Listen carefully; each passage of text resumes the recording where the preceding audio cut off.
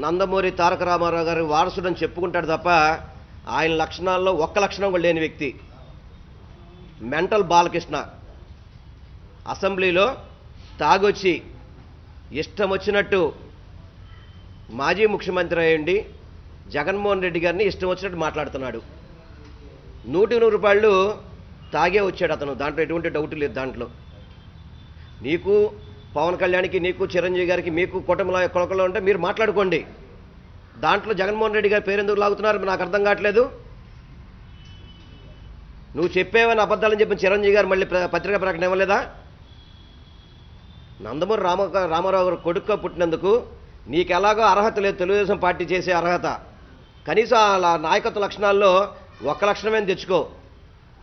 తాగేసి మీ బావ కోసమో మీ అల్లుడి కోసమో పనిచేయడానికి సిగ్గుసరం లేదు అసలు నీకు. నీకు దమ్ము ధైర్యం ఉంటే జగన్మోహన్ రెడ్డి గారితో ఢీ కొట్టాలంటే రా, తెలుగుదేశం పార్టీ నాయకత్వం తీసుకో దమ్ముంటే కనుక. ఆ దమ్ము లేదు, ఆ చావు లేదు. నువ్వు జగన్మోహన్ రెడ్డి గారి గురించి మాట్లాడతావు.